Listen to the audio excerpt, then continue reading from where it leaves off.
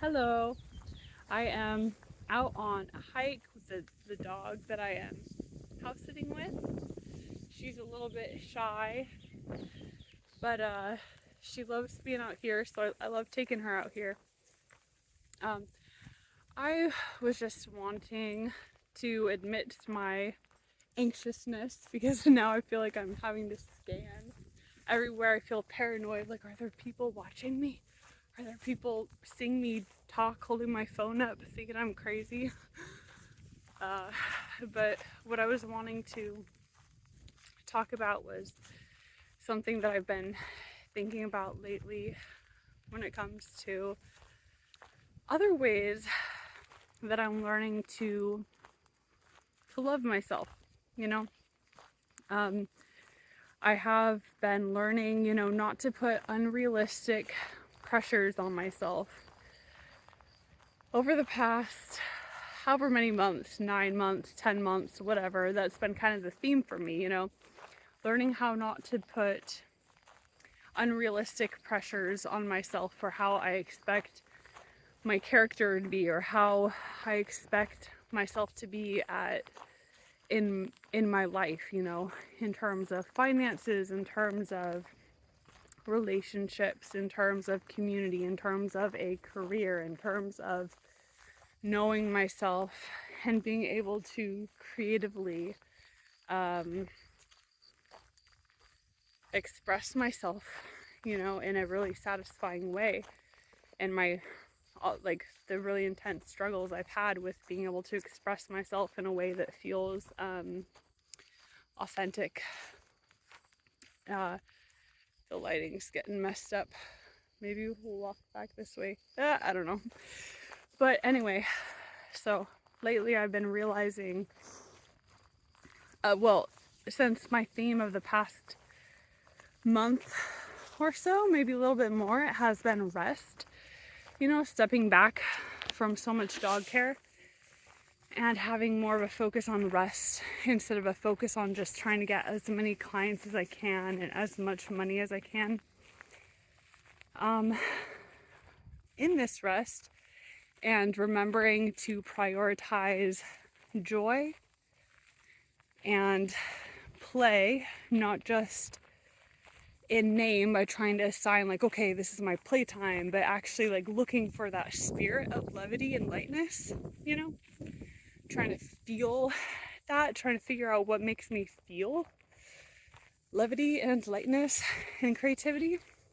I remembered how much I love color and shapes, and remembered how much when I was younger I loved clothes and I loved expressing some form of creativity through clothes. And so I've been playing with that again recently, and it feels really, really good, really fun. And the cool side effect of it is that it is kind of giving me a sense of like, oh, feels maybe a little bit more bearable to earn money, because I'm like, oh, my money isn't just going towards, you know, debt. It is going towards debt, but it's also going to things that make it feel worthwhile for me in the moment. It makes me feel like, oh, living is actually kind of worthwhile. And it adds this sense of like looking forward to the future and looking around me, feeling more inspired by the beauty of nature, and just allowing myself to feel moved by the beauty that is in everything. And knowing that it is, kind of a part of our rights as human beings, as people, to feel the pleasure of beauty and to feel the beauty that is innate in everything, and also to be more in tune with Rita, come on, let's go, come on. But to be more in tune with, good girl, sorry I don't have any treats, but to be more in tune with the specific kind of beauty that lets us as individuals feel it as such. Hope there's not a coyote up there. What you looking at? Good girl. You want to hang out? No, you're good? So when I have been, trying to figure out this principle of pleasure, the principle of pleasure. I think that's how the song goes. Janet Jackson. I've only been listening to that song for a couple of weeks. I might have forgotten the tune, but I don't think I did. But when I'm thinking about this idea that I've been applying to like my character and figuring out like who I am, just more the psychological side of things, the achievement side of things, the logical, like how I earn a living and get by, what, how I assign, like whether I am a worthwhile human being kind of thing or not, the way that I assign value to myself. I am, as I've been doing that to more the psychological side, I'm like, oh, this also comes into the physical expression side, the physical, loving the physical side of myself. And for many years, I started to see the physical side as being a little bit more, an afterthought. Because there's so much cultural baggage that you can be subjected to that is attached to how we feel and relate to our physical bodies and the care of them and the artistic expression of our bodies and the way that we find beauty in having a body, we find play in having a body, and the way that we add to our own personal definition of beauty in the world through having a body,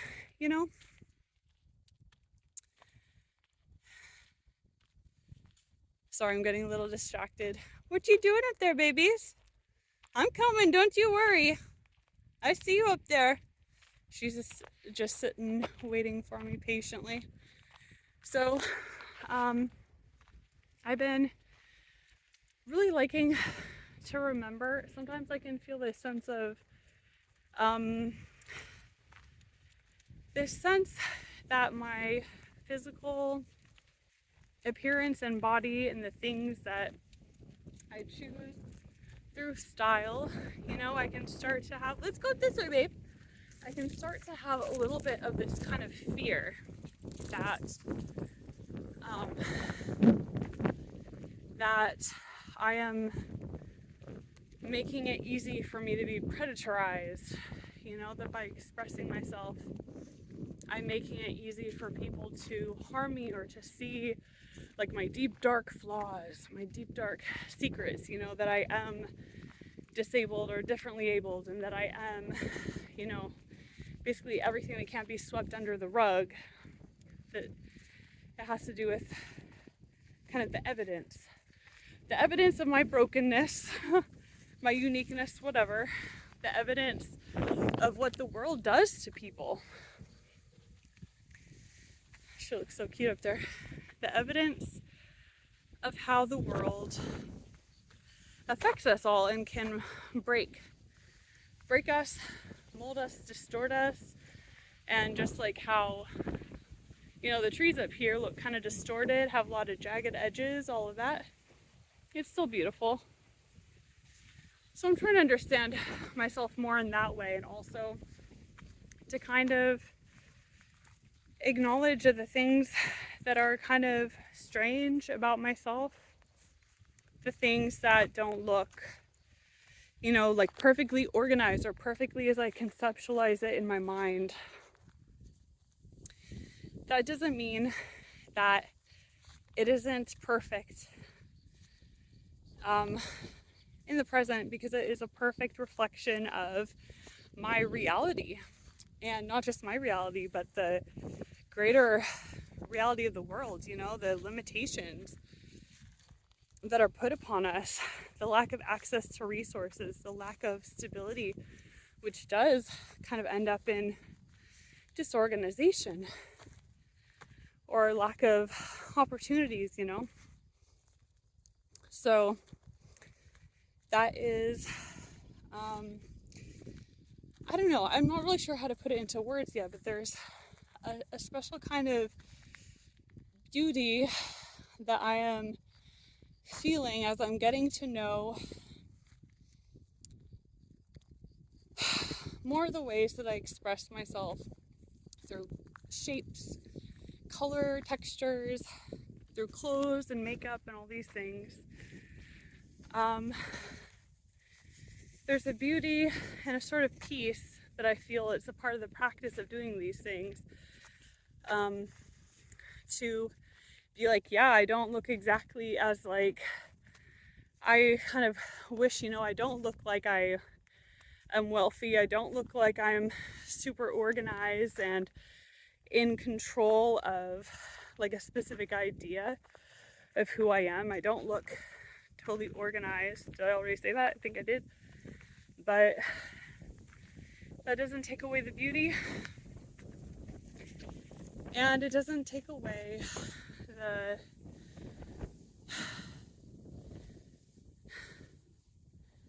the ability for me to communicate. Hey, girly. It doesn't take away my ability to communicate to other people in a really genuine and authentic way through being imperfect and through showing like, yeah, this is the best I can do right now. No, I can't afford you know, can't afford non-thrift store things. No, I can't really energetically afford to tailor things or to, you know, make things really unique myself because I don't have the I don't yet have I would love to learn to change clothes and sew clothes. You know, I did do a sewing class when I was younger, but because of the utter chaos of my life, I wasn't able to hang on or retain any of it, or really, you know, I had issues with learning, the process of learning the skill. And I think about learning to sew again. And it sounds nice, but I also have compassion for myself to not put unrealistic expectations on myself. Good girl. And to know that it is, good girl, I know you're waiting for me. Thank you. So polite. I know that it is something I have to be patient with myself for. I don't even know what the audio is like right now on this because it's so windy. But I do have to be really patient with myself, knowing that I can just let myself be like, yeah, I do have a bit of a learning disability that I'm not sure what it is, but I know I get frustrated really easily. I get overwhelmed really easily. I need to have somebody right there. Like, I'm not good at teaching myself stuff. Like, I need to have somebody right there showing me every step, who I can ask questions to and who can really like be devoted, you know. And that takes a lot of energy or money, or it takes you know, the kind of mental health that I don't have yet, the kind of mental health that lets you find such a person and feel safe to be around them. And, you know, it takes a lot of trial and error, I feel like, to find people who are really safe and compatible in that way. And it also takes more responsibility on my side, you know, to figure out how to do as much damage control as I can to my own PTSD on my end, you know, as much damage control as possible so I don't put too much of a burden on other people, you know, an unrealistic burden, expectation on other people. But I would really like to be able to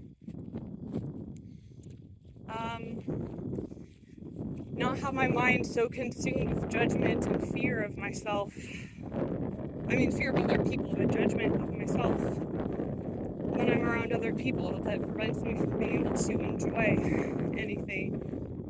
And that just keeps me feeling like, okay, when's the disaster going to occur? You know, when is it all going to fall apart? and also finding people who are even compatible in the first place, who kind of have the same mindset as I do when it comes to friendship, and that I really like to ask people questions about themselves. It really gets to me when people don't ask me questions about myself and it's a one-sided conversation.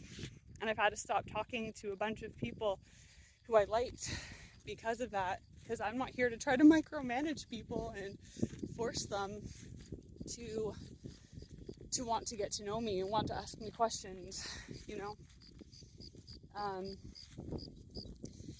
Just, it's so much effort and work to try to find compatible friends that you can do activities with together that are really cool. And yeah, so those are some of my thoughts when it comes to some of my limitations at this time, and why I love this idea of sewing and expressing myself creatively through that. But it's tied up into such fears related to money, related to just like, I don't know how to put it into words, but it's like I don't have enough substance in my life right now to really like feel like I know like who I am and what I'm doing completely. And a big part of that is my lack of money. It makes me feel like I can't settle into something. I can't feel like I've arrived because I don't have secure finances and money. But I'm planning on applying for disability. I have my first appointment with a therapist next week. I'm going to talk to her for who knows how long, but we're going to try to figure out what my diagnosis could be so that I'm able to apply for disability benefits. I'm not even quite sure of all the different disability benefits so far, but that is what I'm planning to do. And in the moment, I'm doing these little tiny dog care gigs to help me just scrape by for the short term. I'm kind of putting all my money right now, all my metaphorical money, on being able to get these disability benefits. And the person who did the, it's so windy up here, the person who did the intake at the mental health place, not the therapist, but just the guy who does intakes, he said, based on our like 2-hour conversation, you know, he said just, you know, kind of the general stuff, like, yeah, generalized anxiety, what is the word? Something depression. It's like that generic kind of depression that everybody has. He said that kind of depression, and then PTSD. He said, like, just from talking to me for a little bit, you know, that things are clear to him, and he thinks I have a good shot at being awarded disability benefits. So we will see what happens with that. My fingers are crossed. But yeah, this conversation has gone in a direction I didn't exactly expect, but I am attempting to figure out how to get past this wall I have in my mind. It feels like I'm not able to communicate to other people what I'm truly thinking and feeling and what is truly important to me. And this like lack of authenticity, like, I don't exactly know how to put it all into words, but that's something that is extremely important to me. So I'm just trying to experiment and figure out if I can practice kind of talking about different parts of my reality and my thoughts. Then, oh my God, you found a ball. Good. Get it. Yeah. Go get it. But yeah, nothing can go wrong if I just keep on experimenting. So that, where'd it go? You found it and then it disappeared. That's what happened to the dog who lost the ball. They don't know where it went. Where'd it go? So anyway, don't want to get too distracted here, but thank you. I'm trying to step on this and see if the ball will pop out. Good thing there aren't ticks in here.